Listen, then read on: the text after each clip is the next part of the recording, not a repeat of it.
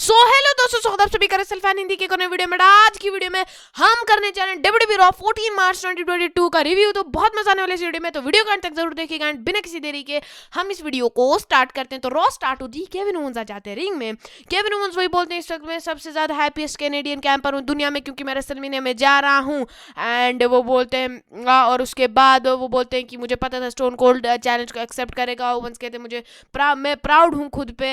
And मैं proud हूँ खुद पे, बिकॉज अब पूरी दुनिया और यूएसए देखेगी मोस्ट स्टुपेंडस के शो ऑफ ऑल टाइम, जब वो स्टोन कोल्ड को स्टन करेंगे पूरे टेक्सास में।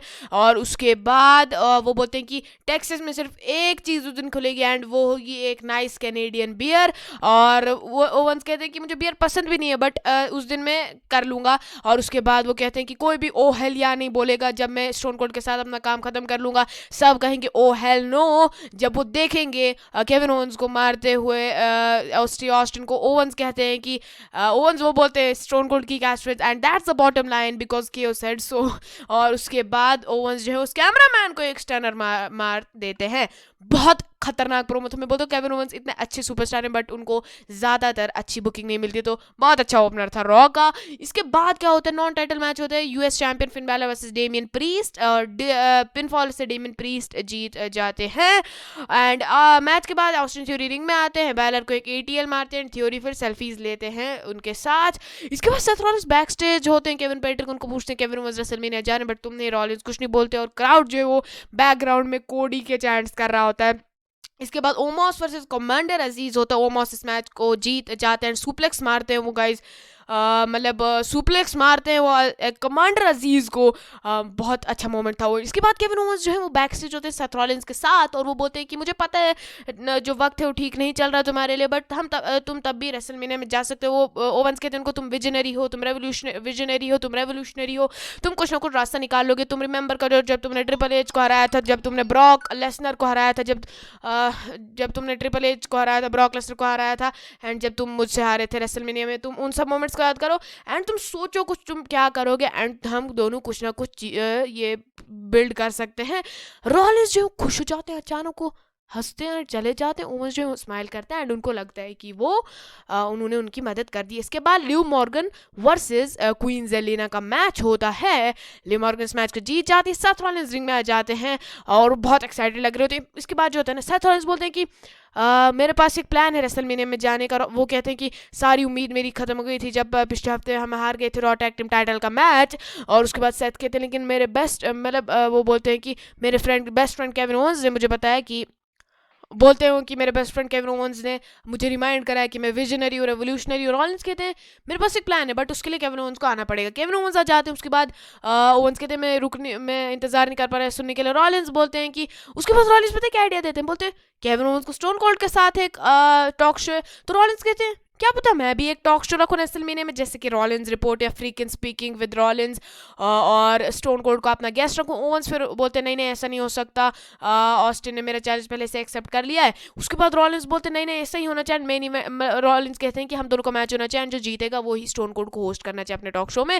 केविन ओवेंस इसको डिक्लाइन कर देते हैं, बट वहाँ पर आ जाती हैं सोनिया डेविल। वो बोलती हैं कि मुझे रॉलिंस का आइडिया पसंद है, और वो बोलती है इस रात का मेन इवेंट जो होगा वो केविन ओवेंस जैसे सेथ रॉलिंस होगा, और जो जीतेगा वो ही स्टोन कोल्ड को जो है वो होस्ट करेगा रेसलमेनिया में। एंड इसके बाद केविन ओवेंस बहुत गुस्सा हो जाते हैं। इसके बाद the Mysterios versus the Hurt Business होता है। The Mysterios versus the Hurt Business होता है। मिस्टीरियोस इस मैच को जीत जाते हैं। इसके बाद एज आ जाते हैं एक न्यू म्यूजिक के साथ।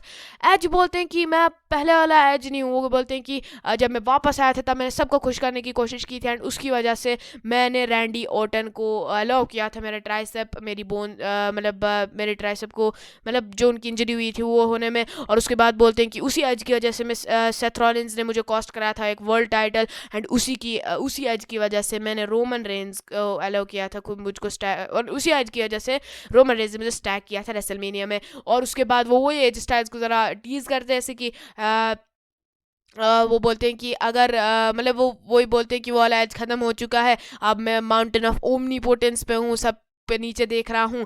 और एज बोलते हैं अब मैं किसी से जज नहीं होऊंगा, कि लॉकर रूम से भी नहीं, एज स्टाइल से भी नहीं।